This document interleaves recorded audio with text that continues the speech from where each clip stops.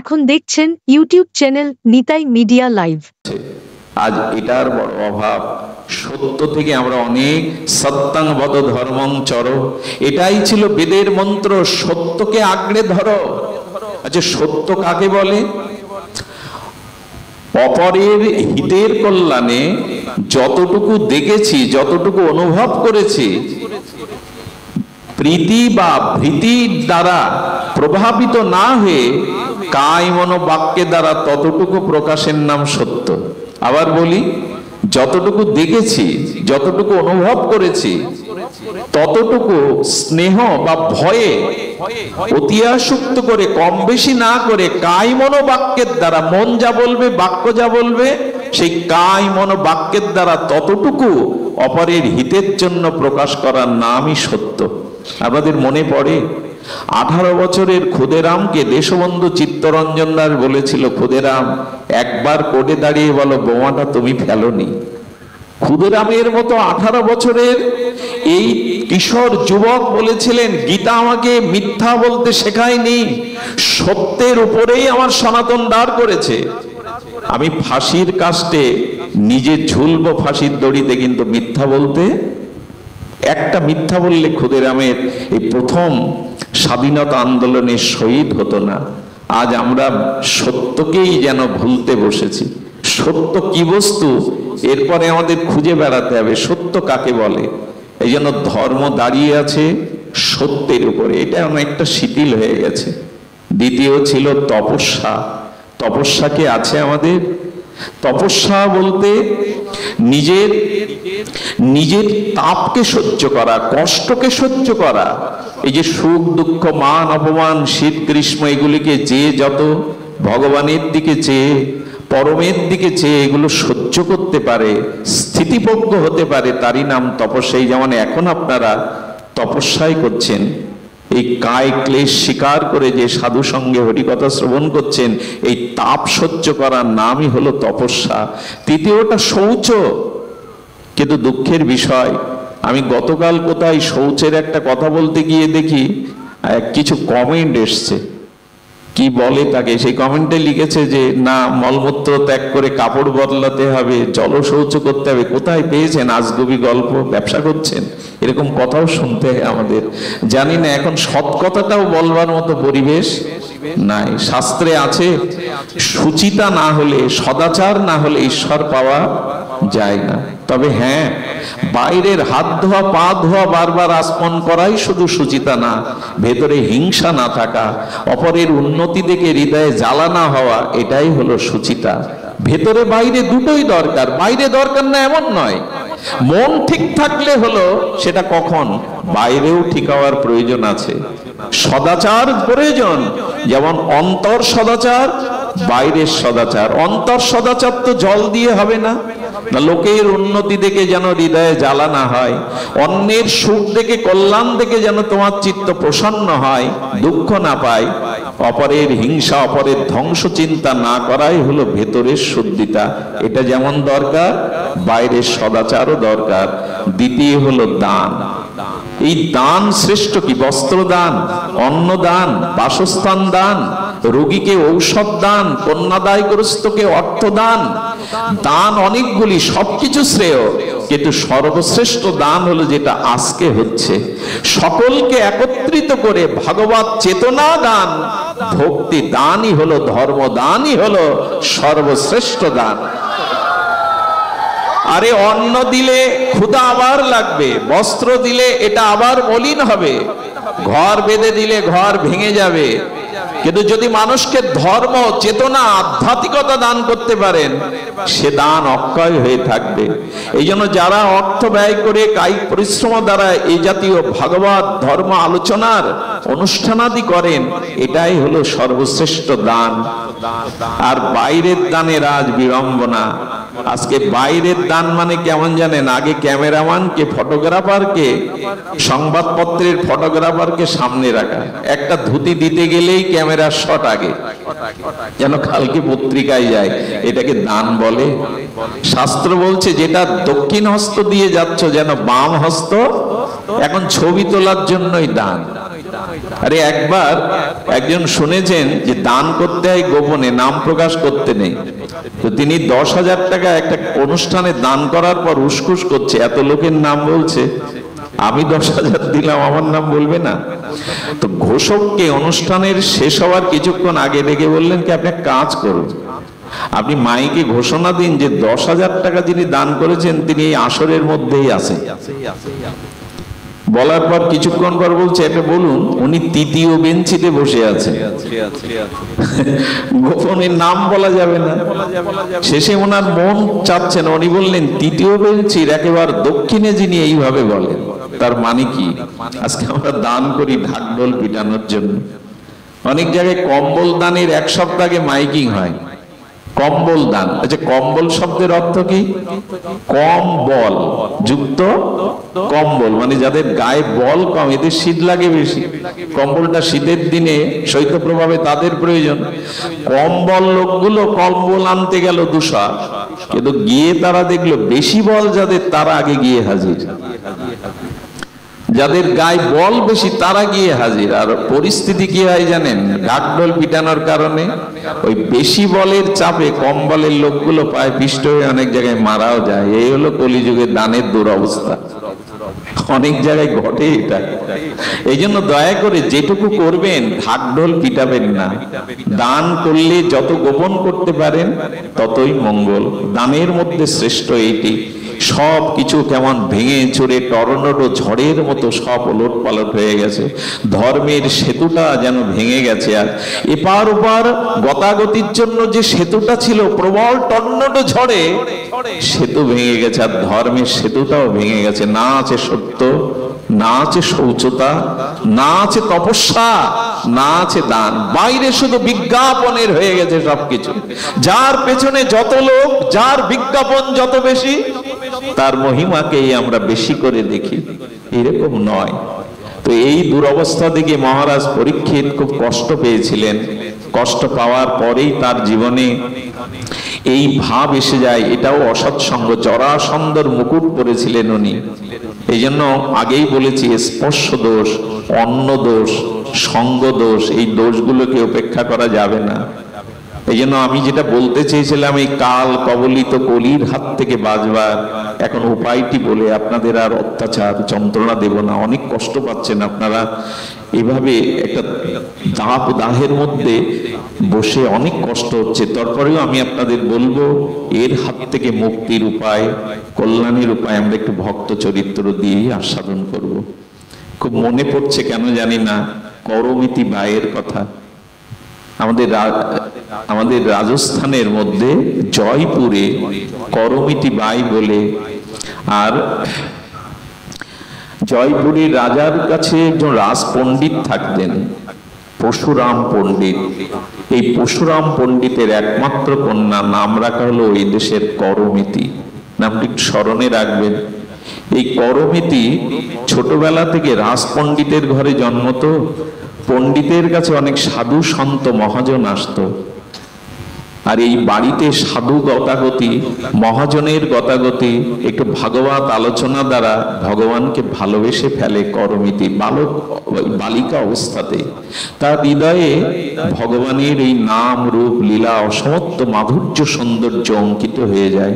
আমার মনে হয় এই জন্য একটু প্রয়োজন হলো আমাদের দৃষ্টিভঙ্গিটা বদলানো। আমাদের দৃষ্টিভঙ্গি বদলাচ্ছে না। গৃহে আমরা যা আচরণ করি, সেখানে সকাল সন্ধ্যা ঝাঁস করতাল বাজিয়ে যদি একটু হরিবোল বলতেন, একটু নাম বলতেন, একটু যদি সাধুদের গতাগতি থাকতো, সন্তানদের মধ্যে কিছু না কিছু লক্ষণীয় বস্তু প্রবেশ করত। কিন্তু আজ এই গৃহে গৃহে আজ ধর্মচর্চা, সকাল সন্ধ্যা প্রার্থনা কীর্তন, এগুলো তো উঠেই গেছে। যা কিছু আছে জানি না, সেটা যৎকিঞ্চিত মাত্র, তার বিস্তার ঘটেনি। এই জন্য করমিতির চিত্তে ভগবানের নাম রূপ লীলা ধীরে ধীরে ধীরে ধীরে মাধুর্যটা তার হৃদয় স্পর্শ করতে লাগলো। সুধীজন, করমিতি ধীরে ধীরে বড় হতে লাগলো। আপনারা জানেন, সে সময় ভারতবর্ষের যে শাসন আমল, তাতে 9, 10, 8 বছরের মেয়েদের বিয়ে দেয়া হতো। তার একটা কারণও ছিল, বিয়ে না দিলে তাদের সতীত্বকে রক্ষা করতে পারত না। এই কারণে খুব ছোট কালে বিবাহের একটা প্রচলন সে সময় হয়ে গেছিল। করমিতি রূপ ও লাবণ্য মাধুর্যে যখন বিকশিত হচ্ছে, ওই শিশুকালেই তার মা বাবা প্রস্তাব দিল, করমিতি আমরা তোমার জন্য বিবাহের ব্যবস্থা করবার প্রস্তুতি নিচ্ছি। করমিতি হাত জোর করে তার পিতামাতাকে বলেছিল, মনে মনে আমি একজনকে বরণ করেই নিয়েছি বাবা। মনে মনে বরণ কাকে করেছো তুমি? বললেন, মরে মরে আমি আমার গোবিন্দকেই বরণ করে নিয়েছি, আর কারো চিন্তা তো আমি করতে পারবো না। পরশুরাম পণ্ডিত মেয়ের এই ছোট মেয়ের মুখে কথাটা শুনে অবাক হলেন। বললেন, না রে মা, এভাবে হয় না। আমরা তোর জন্য সুপুত্র দেখছি, ভালো পরিবার দেখছি, সেখানে গিয়ে ভজন করবি? বললো, বাবা জোর করে কিছু করতে যেও না, আমার নিবেদন হয়েই গেছে। একজনের এভাবে নিবেদন হয়েছিল, কার জানেন তো? মীরাবাইয়ের। মীরাবাইয়ের বান্ধবীর যেদিন বিয়ে হয়, রাজস্থানের বিয়ের বেশ ঢাক ঢোল পিটিয়ে আসে, হাতি ঘোড়ার উপরে উঠে বর আসে। তো যখন ঘোড়ার পিঠে উঠে ওর বান্ধবীর বিয়ে হচ্ছে, মার আঁচল ধরে মীরা এসে বলছে, মা কত আলো, আমার বান্ধবীর বর এসেছে ঘোড়ায় উঠে, আমার বিয়ে হবে না, আমার বর কবে আসবে? এই ছোট মেয়ের জ্বালাতন শুনতে শুনতে মা হাত ধরে তার গিরিধারীর মন্দিরের মধ্যে গিয়ে বলছেন, এই তোর বর। বললেন, মা এই আমার বর? শ্যাম সুন্দর গিরিধারীর দিকে তাকিয়ে বলছে, তবে তুমি সেজে গুজে এসো, আমারও বিয়ে হোক, আমার বান্ধবীর বিয়ে হচ্ছে, কত ভালো লাগছে, তুমি এসো। মীরা এই বলতে বলতে গিরিধারীর চরণে মাথা রেখে ভোরের দিকে স্বপ্নতে দেখছে হাতির পিঠে উঠে ব্রহ্মাদি দেবগণকে সাথে নিয়ে গিরিধারী মুরলীধারী আসছেন মীরাকে বরণ করার জন্য। সেদিন মীরার মালা বদল হলো, সিঁদুর দান হলো। মীরা স্বপ্নেতে বিয়ের পরে উঠেই হাতে শাখা সিঁদুর পরে নিলেন, গিরিধারীর বামে দাঁড়ালেন। মা অবাক বিস্ময়ে দেখছেন তার মীরা শাখা সিঁদুর পরে দাঁড়িয়েছে গিরিধারীর। বলি, কি রে? বলল, মা বিয়ে তো ভোরবেলা হয়েই গেছে আমার গিরিধারীর সাথে। এরপরে জানেন মীরার বিয়ে হয় ভোজপতির সাথে। এই ভোজপতির সাথে যখন বিবাহ হয়, একটা অদ্ভুত ঘটনা, মন দিয়ে শুনুন, নিশ্চয় হৃদয় স্পর্শ করবে। ফুলশয্যার রাত্রে, বাসর রাত্রে ভোজপতি মীরার স্বামী যখন মীরাকে স্পর্শ করতে যায়, তখন হাত জোর করে বলেছিল, আমি অন্য কারো স্ত্রী, এই দেহটা অন্য কারো, আমাকে স্পর্শ করবেন না। আমার মনে হয় মীরার থেকে ধন্যবাদ দিতে হয় তার স্বামী ভোজপতি। একথা শুনেই তিনি, আচ্ছা চিন্তা করতে পারেন, একে তো যুবরাজ, তারপরে যুবক, তারপরে অপরূপ সুন্দরী। মীরা ছিলেন অপরূপ সুন্দরী, তার জ্যোতিতে ছড়িয়ে পড়তো চারিদিকে। উনি তো জোর করতেও পারতেন, কিন্তু সাধারণ ছিলেন না। তিনি বলেছিলেন, আমি প্রতিজ্ঞা করছি, আজ থেকে আমি তোমার অঙ্গে স্পর্শ কোনোদিন করব না, তবে একটা অনুমতি চাই। আমি তো যুবরাজ, বাইরে থাকতে গেলে সমালোচনা হবে, তুমি ঘরে থাকো, সিংহ দুয়ার দিয়ে আমি বারান্দায় পড়ে থাকবো, দাবি করবো না তোমায় কোনোদিন। এরকম পাওয়া যায় তো? বলেন, গিরিধারীকেই আমি প্রতিরূপে করেছি। সারা রাত জেগে মীরা সঙ্গীত শোনাতো, গিরিধারীর সাথে তার অন্তরের অনুভব প্রেম আলাপ করত। আর এই ভক্তের পাশে থাকতে থাকতে, এই ভক্তের লীলা কথা সঙ্গীত শুনতে শুনতে ভোজরাজের মধ্যেও ভক্তি সংক্রামিত হয়েছিল। গিরিরাজ এত গিরিধারী এত সুন্দর, মুরলীধারী এত সুন্দর, ওই যে বাতাস লাগছে মীরার বাতাস, তাতে ভোজপতিরও চিত্ত আক্রান্ত হয়ে গেল। সতী গুণবতী সাধিকা স্ত্রী থাকলে না, সেই পরিবারের স্বামীর মধ্যে কোনো না কোনো সময় ভক্তি সঞ্চারিত হবেই। তো মীরাকে কখনো সে বাধা দেয়নি।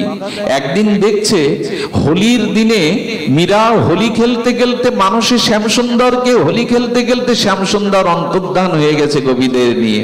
মীরা বিছানা থেকে উঠে ওই লীলা স্মরণ করতে করতে ব্যাকুল হয়ে জানলার ধারে গিয়ে দেখছে আকাশ মার্গে তার শ্যামসুন্দর আসছে গোপীদের নিয়ে, আর বলছেন, এসো মীরা, হোলি খেলায় যোগদান করো। মীরা মানুষে আকাশ নেত্রে ছবির মতো গিরিধারী দেখতে গিয়ে ঝাঁপ দিতে গেছে। ভোজপতি পেছন থেকে দেখলেন মীরা তো এখান থেকে পড়ে খাদে পড়েই মরে যাবে, পেছন দিক দিয়ে জড়িয়ে ধরেছে। কি করছো তুমি? এখান থেকে পড়লেই তো খাদে মারা যাবে। মীরার চেতনা ফিরে এলো, কিন্তু ভোজপতি অন্তর দগ্ধীভূত হলে লাগলো। আমি প্রতিজ্ঞা করেছিলাম তোমাকে স্পর্শ, কিন্তু তাকে বাঁচানোর জন্য স্পর্শ করেছে। মীরার স্বামী বেশি দিন বাঁচেনি। এই দিন থেকে তার ভিতরে অনুশোচনা এসেছিল, আমি কেন স্পর্শ করলাম, প্রতিজ্ঞা কেন ভাঙলাম। এই অনুশোচনায় ধীরে ধীরে ধীরে ধীরে উনি মৃত্যুবরণ করেন। এরপরে মীরার শ্বশুর বাড়ির পরিবারে তাকে বিষ দিয়ে মারতে যায়, কতবার হত্যা করতে যায়, গিরিধারীকে ফেলে দিয়ে আসে। 3 দিন পর গিরিধারী এসে উপস্থিত হন আবার মীরার কাছে। কম অত্যাচার করেনি তার শ্বশুর বাড়ির লোকজন। মারা যাওয়ার সাথে সাথে পণ্ডিত এলো আর খবর কর্মে এসে বলছে, মীরা, আমাদের সনাতন বৈদিক সভ্যতায় বিধবাদের কেশ মুন্ডন করতে হয়, তোমার কেশ ফেলে দেওয়া হবে, শাখা সিঁদুর ভাঙা হবে। রুদ্র জ্যোতির্ময়ী মূর্তিতে মীরা দাঁড়িয়ে বলল, আমার গিরিধারী লাল আছে, আমি বিধবা নই, আমি চুল ফেলতেও পারবো না, শাখা সিঁদুর ভাঙতেও পারবো না। তার তেজের কাছে পরাভূত হয়ে ফিরে গিয়েছিল রাজ রানী ভিখারিণী হয়ে। ব্রজের পথে পথে মীরা বেরিয়েছিল তার প্রিয় পরমের উদ্দেশ্য। সংসার আর তাকে বাঁধতে পারেনি, এই জগতের কোনো আসক্তি তাকে বাঁধতে পারেনি। বৃন্দাবনে পথে পথে আর মীরা ভিখারিণী এইভাবে যখন 3 দিন না খেয়ে মীরা কখনো গাইছে, কখনো হাসছে, কখনো ব্রজের ধুলায় গড়াগড়ি যাচ্ছে, মীরার সেই দশা দেখে গিরিধারীর বড় ব্যথা লাগলো। গিরিধারী একটা বালকের রূপ ধরে ঢোল পিটিয়ে যেন ঢেড়ি পেটাচ্ছে, ওগো ব্রজবাসী, মীরা এসেছে ব্রজে। 3 দিন তার কিছু খাওয়া হয়নি। যে মীরাকে একটু প্রসাদ দিয়ে আসবে, রাধা রানী তাকে করুণা করবে। প্রসাদ এনে বৃক্ষের তলায় মীরার জন্য যখন পসরা সাজিয়েছে, মীরা বললেন, কে তোমাদের বললো যে আমি 3 দিন খাইনি? বলে, জানো, এক বালক জানো আমাদের নগরে নগরে ঢেড়ি পিটিয়ে এলো, মীরা এসেছে, মীরা এসেছে, 3 দিন খাইনি। বুঝতে পারলেন আমি যাকে খুঁজতে বেরিয়েছি সে আমার পেছনে আজও আছে, সে আমায় স্মরণ করছে। এরপরে মীরা বহু ক্রন্দনে ব্যথায় বিরহ ভোগ করতে করতে একদিন আদেশ পেলেন, মীরা, তুমি আমাকে মনে প্রাণে চেয়েছো, আমি তোমাকে স্ত্রী রূপেই সম্মান দেব, তুমি দ্বারকায় এসো। কারণ বৃন্দাবন গোপীদের জায়গা, রাধারানীর জায়গা। দ্বারকায় আমি দ্বারকাধীশ, সেখানে রুক্মিণী সত্যভামার সাথে সাথে তোমার স্থান দেব। দ্বারকার মন্দিরে গিয়ে দ্বারকাধীশের দিকে তাকিয়ে বলছেন, আর কতকাল রাখবে আমায়? নাও না তোমার নিত্য লীলাতে, তোমার নিত্য প্রেমময় সান্নিধ্যে আমাকে নিয়ে নাও। মীরা দুবাহু বাড়িয়ে চোখের জলে এই নিবেদন যখন করলেন, আপনাদের কি বলবো, দ্বারকাধীশ ভগবান মীরাকে দেহের মধ্যে আত্মসাৎ করে নিয়েছিলেন। মীরার কাপড়ের অংশটা গোবিন্দের মুখে পাওয়া গিয়েছিল, এ কোনো গল্প নয়। এমন করে অনেক সাধক লীন হয়ে গেছে পরম ব্রহ্ম পরম সুন্দরের সাথে, কারণ একাত্মা হয়ে গেছিল মীরা, সবকিছু নিয়ে নিয়েছিল। এই মীরার ধারাটা পেয়েছিল করমিতি। করমিতি মন প্রাণ ভগবানকে দিয়েছে, কিন্তু রাজ পণ্ডিত ভাবলো এটা মেয়ের আবেগ, মেয়ের আবেগ শোনা ঠিক নয়, তাকে পাত্রস্থ করা উচিত। নির্ধারণ হলো তার পাত্র। বিয়ের দিন যত এগিয়ে আসতে লাগলো, তীব্র বৈরাগ্যের অনাল জ্বলতে লাগলো করমিতির। আমার মনে হয় যাদের ভিতরে একবারে জেগে গেছে তাদের সংসার বাঁধতে পারে না। সংসার থেকে ভাব উদয় হওয়া ভালো, কিন্তু কেউ কেউ আছে জাল ছিঁড়ে বেরিয়ে যায়। দেখবেন জাল ফেললে পুকুরে না, কিছু মাছ আছে এত বুদ্ধিমান, তারা আগে থেকেই লাফ দিয়ে জালে ধরা পড়ে না। তো করমিতি সন্ধ্যার আধার দিকেই বেরিয়ে পড়লো ব্রজের উদ্দেশ্যে।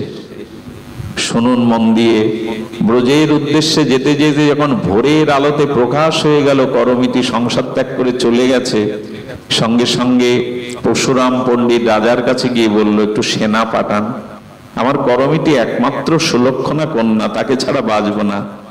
রাজা যখন চারিদিকে সেনাদি পাঠালেন, করমিতি এক মরুর বুকে গিয়ে কি দেখলো জানেন?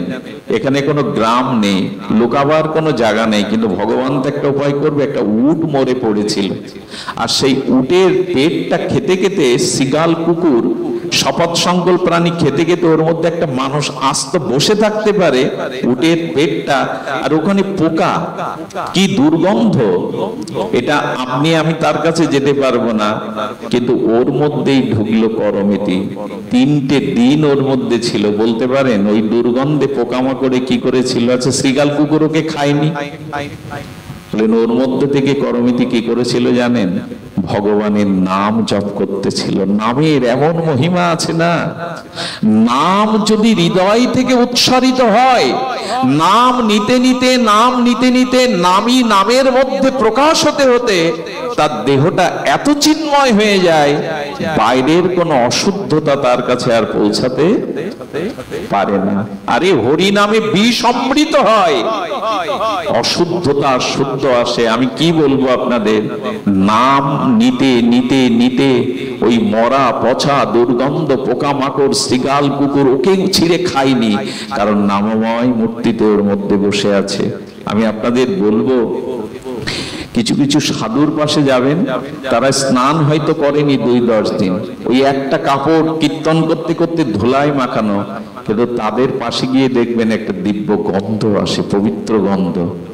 আমরা সাবান মেখে স্নান করে পারফিউম মেখে কত সেন্ট বডি স্প্রে করার পরেও দুর্গন্ধ যায় না। তার কারণ কি জানেন? ভক্তি তো নাই, ভজন তো নাই, ভেতরে বাইরে শুদ্ধতা আসে না। আচ্ছা, লোহাকে অধিকক্ষণ আগুনের মধ্যে রাখলে লোহার মধ্যে আগুন প্রবেশ করবে কিনা? তেমন যারা নিত্য নিরন্তর হরিনাম করতে থাকে শুদ্ধ হৃদয়ে, হরিনাম তার ভেতরে বাইরে এত শুদ্ধ করে দেয় যে মহাপ্রভু কীর্তন করতে করতে যে ঘামটা আসতো, ওই ঘামে এসে মৌমাছি বসতো, ভ্রমর বসতো। এক ভক্ত একদিন ওইটা জিভে দিয়ে দেখে খাঁটি টাটকা মধুর মতো মিষ্টি, ভেতরটা এতটা শুদ্ধ হয়ে যায় হরি নামে, শুধু আমরা এটা লক্ষ্য করলাম না। পরশ পাথরে ছোঁয়ালে যদি লোহা সোনা হয়ে যায়, একটা পাথরের যদি এই গুণ থাকে, তো যিনি হরিনাম পরশ পাথর হৃদয়ে সর্বদা ছোঁয়াচ্ছেন, তার হৃদয় কি হয়ে যায়? পরিশুদ্ধ হয়ে গেছে, এই জন্য গন্ধটা পাইনি। আপনি আমি তো এখানে বসতেই পারবো না। আরেকটা জিনিস বলি, যত ভজন করবেন তত দেহ মন শুদ্ধ হতে থাকবে। তাদের জ্যোতির দিকে তাকালে আসরিক মানুষেরও হৃদয়ে শুদ্ধতা কাজ করবে। এই জ্যোতিটা সাধকদের থাকে, দেখবেন যারা সাধক না তাদের দিকে তাকিয়ে দেখবেন, যারা নিত্য নিরন্তর ভগবানের দিব্য নামকে, ভক্তিকে যারা হৃদয়ে, সরলতাকে হৃদয়ে, তাদের একটা আলাদা জ্যোতি থাকে। এই জ্যোতির সামনে অশুদ্ধ আসরিক ভাবাপন্ন মানুষ গিয়েও সে আসরিক শক্তি প্রকাশ করতে পারে না, কিছুটা নত হয়। এটাই তো সাধুদের, সাধকদের তেজ, যে তাদের ভজন জ্যোতিতে এটা হয়ে যায়। দেখতে পেল না, 3 দিন সেনারা না পেয়ে চলে গেল। আরে আমাদের ঋষভদেবের কথা ভাগবতে আছে।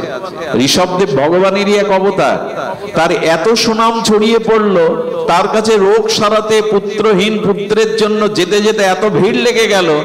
ঋষভদেব বললেন, এই তালে তো আমার ভজনই হবে না। উনি কি করলেন জানেন? ভজনকে সুরক্ষা করবার জন্য উনি ওখানে মলমূত্র ত্যাগ যেখানে করতেন, ওর পাশে বসে থাকতেন, যাতে এখানে কি ওটা না দেখে আসে। কিন্তু একদিন লক্ষ্য করা গেল, ভগবান ঋষভদেব ভজন করতে করতে এত শুদ্ধ হয়েছেন যে তার মলমূত্রের গন্ধটা 2-1 কিলোমিটারের মধ্যে শুদ্ধ গন্ধে রূপান্তরিত হয়েছে। এ হয়তো আপনাদের কাছে গল্প লাগবে, গল্প নয়। যাদের চিত্ত শুদ্ধি হয় না, যাদের শরীরটা চিন্ময় হয়ে যায় ভজন করতে করতে, তাদের মধ্যে এই বিশেষ গুণাবলীগুলো প্রকাশ হয়। নামে হয় নাকি? সিদ্ধ গৌর কিশোর দাস বাবাজি নবদ্বীপে ভিড় ঠেকাবার জন্য ইট কাঠ ঝোপঝাড় লতাপাতার মধ্যে বসে কয়েক মাস নাম করেছিলেন। ওনার দেহ রক্ষা করার পরে ওনার এক শিষ্য ওখানে নাম করতে বসে দেখে ইট থেকে, কাঠ থেকে, লতা থেকে হরিবোল হরিবোল শব্দ ভেসে আসছে, ওর মধ্যে থেকেই শব্দ ভেসে আসছে। আরে আমাদের তারক সরকারের, গুরুচাঁদ হরিচাঁদের আদরের দুলাল তারক সরকার কবি গানের জন্য ঢাকাতে গেছেন, আর ওনার সাথে যারা থাকে তাদের মধ্যে একদিন ময়না পাখি কিনেছে একজন। কেন জানেন? গুরুচাঁদের কাছে এটা দিয়ে আসবে বলে। ময়নাকেও হরিবোল বলাবে। ময়না পাখিটা কিনে এনে তার অবশ সরলা বোনের কাছে বলেছে, একটা হাড়ির মধ্যে রেখে দে, 2 ভাই বোন কালকে গিয়ে গুরুচাঁদের চরণে পাখিটা দিয়ে আসবো। এই সরল বালিকাটি বুঝতে পারিনি, হাড়ির ওপরে সরা দিয়েই ঢাকা দিয়ে দিয়েছে। পাখি আর বাঁচে? সকালে উঠে যখন 2 ভাই বোন হরিচাঁদ গুরুচাঁদের কাছে আসবেন পাখিটা দিতে, দেখলো পাখিটা মরা, হাউমাউ করে কাঁদছে। পাখিটা আনলাম, আজ তার চরণে দেব, হরিবোল বলাবে, তিনি আনন্দ পাবেন। ভাই বোন কাঁদতে কাঁদতে বললেন, তিনি তো হরি, তিনি সব পারেন, চল না তার চরণে নিয়ে যায়। ওরা খান্দিতে এসে আর যখন পাখিটাকে সামনে দিয়েছে, অন্তর্যামী ঠাকুর বুঝতে পেরেছে, অনেকক্ষণ পাখির দিকে তাকিয়ে বলছে, বল হরি বল, হরি বল। কয়েকবার বলবার সাথে সাথে মৃত পাখিটি জীবন ফিরিয়ে পেয়ে সেও তার কণ্ঠে হরিবল হরিবল বলতে বলতে মুখরিত করে দিল। এ তো গল্প নয়, এটা কোনো কাহিনী নয়, হরি নামে সঞ্জীবনী আছে, এটা পারে। এই জন্য দেহটাকে শুদ্ধ করতে গেলে, অন্তরটাকে শুদ্ধ করতে গেলে নাম চাই। এটা ছাড়া আমরা পারবো না। নিত্য নিরন্তর ভগবানের নাম নিন। আমি মাঝে বলছিলাম এই হরিবোল শব্দটা এত কেন জানেন? আচ্ছা, হরি বলতে পারলে, আমি যদি বলি হরি, আপনিও হরি বলবেন, কিন্তু হরিবল মানে, হরিবল মানে আমি হরি বলছি আর আপনাকে নিবেদন করছে হরি বল। আপনিও বিনয় যখন বলছেন হরি বল, তখন আপনিও আমাকে বলছেন, অর্থাৎ এটা নিবেদন করাচ্ছে হরিবল। হরিবল সাধারণ শব্দ নয়। এই দেখুন এর অর্থ কি দাঁড়াচ্ছে। হরি বলে কয়টা অক্ষর বাবা? চারটে। হ, র, ব আর ল। হতে হরি, ইনি সেই গোলক বিহারী হরি, গৌর হরি, কৃষ্ণ হরি, সব হরি। হতে হরি, রতে রাধা, বতে বৃন্দাবন, লতে লীলা। এক হরিবলের মধ্যেই মাধুর্য লীলা প্রকটিত হয়ে গেছে, হরিবলের মধ্যেই। আমাকে একজন সাধু একটা যুক্তি শিখিয়েছিলেন, বিল্লমঙ্গল, যদি তোমার স্ত্রী কখনো তোমার সাথে ঝগড়া বাঁধায়, তুমি দয়া করে স্ত্রীর সামনে একটু হাত তুলে বলবে তো হরি বল। বললাম তাতে কি হবে? বলে 2-4 বার বলো না, ও আর তোমার সাথে ঝগড়া করবে না। আর যদি তুমি ঝগড়া করো তো স্ত্রী যদি হরি বল বলে, ঝগড়া ওখানেই থেমে যাবে। আর যদি পিতামাতার ঝগড়া হয়, সন্তানদের শিখিয়ে দিচ্ছে 2-4 জন গিয়ে ওখানে হরিবল হরিবল বলতে শুরু করবেন, দেখবেন আগুনে জল দেওয়ার মতো কাজ হবে। আমরা তো বলি না হরিবল। এটি লীলাময় মাধুর্যের মধ্যে, এটা নিলেই চিত্ত শুদ্ধি হয়। এক নামে সমস্ত পাপ ক্ষয়, আর কৃষ্ণ নাম লইতে প্রেমের উপচয়। বলতে হবে আমাদের, বলতে হবে আমাদের। সেই করমিতি বাই 3টে দিন ওর মধ্যে ছিল, আর আমরা কারেন্ট অফ হয়ে গেলে, আলো না থাকলে আমার আর জব থেমে যায়, একটু গরম হলে আর আমরা পারি না। আর ভজনটা কখন বোঝা যায়? যেদিন কাজ থাকে না সেদিন হরিকথা ভালো লাগে, ওরকম নয়। আসলে হরিকথাকে ভালো লাগাতে হবে, ওর মধ্যেই আনন্দটাকে খুঁজে পেতে হবে। করমিতি বাই 3 দিন পরে সেনারা চলে গেলে বেরোলেন। শ্রীরাম বৃন্দাবনে ব্রহ্মকুণ্ডের ধারে বসে তার মুরলীর ধারীকে একান্তে তিনি স্মরণ করতে লাগলেন। সুধীবৃন্দ, 1 বছরের মাথায় তার পিতা খুঁজতে খুঁজতে বৃন্দাবনের অলিতে গলিতে সকল জায়গায় খুঁজতে খুঁজতে গিয়ে দেখে ব্রহ্মকুণ্ডের ধারে তারই একমাত্র কন্যা আদরের করমিতি বাই চোখ বন্ধ করে তার ইষ্টদেবের নামে রত হয়েছে। মেয়েকে গিয়ে বললেন, মা রে, মা আমি তোর বাবা। অনেকবার ডাকের পর তার চেতনা ফিরল। বলে, আমি এসেছি, চল মা। আর তোর বিবাহের ব্যবস্থা আমি করবো না, তুই ঘরে বসে বসেই ভগবানকে ডাকবি, চল। বাবার দিকে তাকিয়ে বলল, ব্রজে এলে বুঝি আর ফিরে যেতে হয়? এই তো শেষ ঠিকানা, যেখানে নিত্য রাধা মাধবের বিলাস লীলা, সেইখানেই শেষ ঠিকানা। এইখান থেকে তো আর ফিরে যাওয়ার জায়গা নেই বাবা। তুমি ফিরে যাও, মনে করবে তোমার করমিতির মৃত্যু হয়েছে। এ করমিতি সে করমতি নেই বাবা, আমি সর্বস্ব আমার যুগল চরণে সঁপে দিয়ে আমি তারই হয়ে গেছি।